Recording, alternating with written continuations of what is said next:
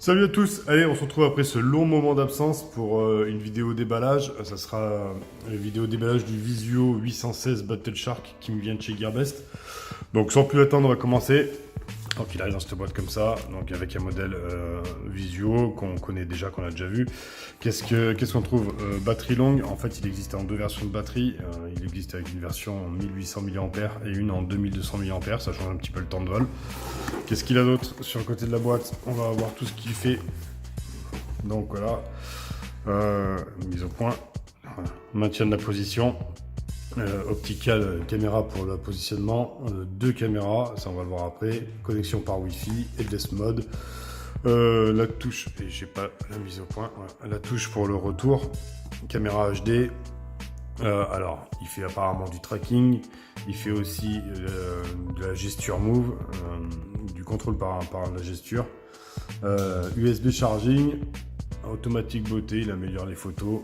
Donc là on est sous pilotage via téléphone, donc batterie life, flip, gesture contrôle, gesture photo pardon et gesture recording. Alors ça on va regarder parce que j'ai testé rapidement et c'est pas quelque chose que j'ai trouvé très opérationnel.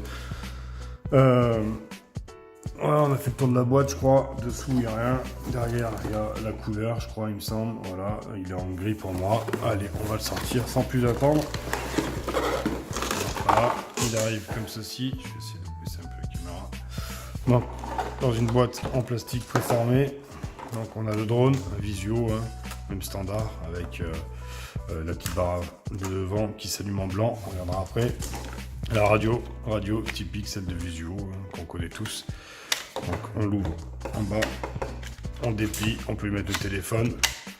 Elle fonctionne avec 3 piles AA qui sont pas fournies. Voilà. On va la regarder juste après. Sous la boîte, on a hop, un petit sac de spare. Alors dedans, il y a déjà le chargeur de la batterie. Comme ceci. Donc chargeur de la batterie qui s'allume quand ça charge et qui s'éteint quand c'est chargé. Avec un port micro USB. Il faut compter en moyenne 45 minutes de charge. Donc voilà, on a des protections. S'il arrive à les sortir. Des protections d'hélice. 4 forcément, 4 hélices. On a 4 hélices de rechange. Et on a un petit tournevis pour les monter, les démonter. Voilà, je vais enlever ça. Voilà. On va regarder le drone et sa radio. Donc on la connaît cette radio, on l'a déjà vu sur la vidéo du Visio 809 que j'avais déjà présenté. Vous serez allé voir si vous ne l'avez pas vu. Donc ici on a le bouton start, voilà, la radio s'allume, il faudra, alors la radio s'allume, j'ai dit, alors la radio s'allume pas, pourquoi la radio s'allume pas? Allez, c'est moi qui tenais pas assez appuyé. Il faudra déverrouiller le drone en faisant au bas forcément, ici on va avoir tout ce qui est trim, donc, pour stabiliser le drone. Je rappelle que les trims se règlent sans vent qui pourrait déplacer le drone. Ici on a l'arrêt des moteurs. Arrêt d'urgence des moteurs. Ici, on va avoir décollage et atterrissage automatique. Voilà. Ici, on a le retourne tout point de départ. Alors, il revient vers vous assez rapidement. Ici, on va avoir le mode headless. Et ici, ça va prendre des photos. Voilà. Derrière, on a plusieurs vitesses. Donc, il y a trois vitesses, pardon. Un bip vitesse 1, deux bip vitesse 2, trois bip vitesse 3. Et ici, on a les flips. Alors apparemment, il fait les flips que sur le côté. J'ai pas réussi à en faire sur le devant. Voilà. Ça, c'était pour la radio. On va passer maintenant au drone. Donc c'est un drone pliable. On va arriver comme ça. Donc on déplie les bras. Alors ce que je regrette, c'est que sur le premier, il y avait des petits crans qui tenaient bien les bras. Là, ils y sont pas. Alors j'espère que dans le temps, ça bougera pas. Voilà. Dans l'absolu, c'est exactement la même forme que l'autre. Dessous, on retrouve ici le bouton power. Donc il faudra le mettre on-off pour l'allumer. Ici, on trouvera la batterie. Alors, c'est dur à sortir. Attendez, je vais le faire hors caméra, désolé. Voilà. Donc il faut appuyer là très fort et tirer.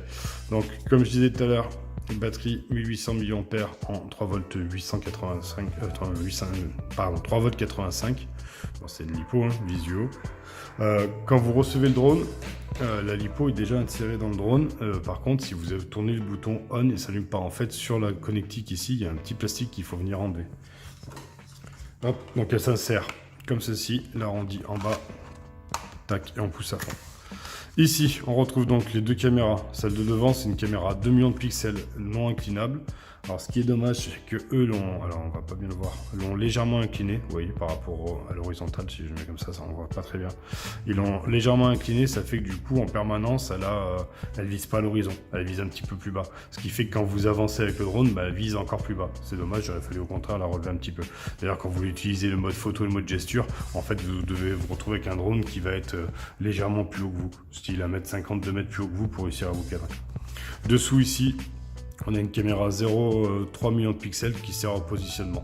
Alors après, avec l'application, ce qui est assez marrant, c'est qu'on peut voir cette caméra-là ou on peut voir celle-ci. Donc vous pouvez voir en dessous du drone et même mieux, vous pouvez même allumer les deux en même temps sur votre écran de téléphone. Alors l'application, on la regardera sur une autre vidéo parce qu'il y a beaucoup de trucs dedans et ça va faire une vidéo trop longue pour un déballage.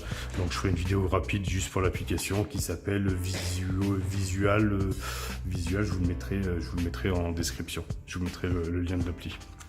Donc voilà. Donc gyro 6 axes, comme d'habitude.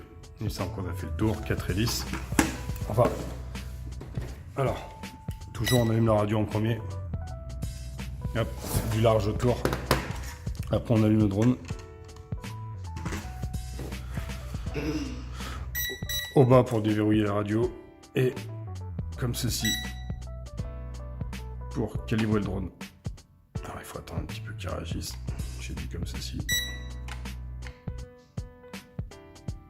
Alors, tu vois, normalement il est censé se calibrer. Alors pourquoi est-ce qu'il ne veut pas? Qu'est-ce qui c'est? Alors, à l'inverse, je vous ai peut-être dit une bêtise. On a peut-être le drone d'abord. Ouais, pardon, j'ai dit une bêtise. Il me semblait que c'était l'inverse. On allume le drone d'abord et après la radio. C'est comme ça qu'il se bine. Donc quand on tient, vous voyez, il clignote. Là, il est calibré. Si je fais les deux boutons à l'intérieur, le moteur démarre. Donc voilà. Si j'appuie là, il va démarrer et décoller. Je le ferai pas, je suis dans la maison. J'ai le plafond au-dessus, j'aimerais pas trop aller y taper. On regardera ça dans la vidéo de vol qui arrivera très rapidement. Très rapidement, non. En fait, dès qu'il fera beau et qu'il arrêtera de faire 90 km/h de vent, parce que sinon c'est impossible. Je vous remercie d'avoir regardé la vidéo. Laissez-moi un commentaire si elle vous a plu. J'essaierai de revenir régulièrement, ce qui est compliqué parce que j'ai beaucoup de choses à faire. Voilà. Merci à vous. Allez, ciao.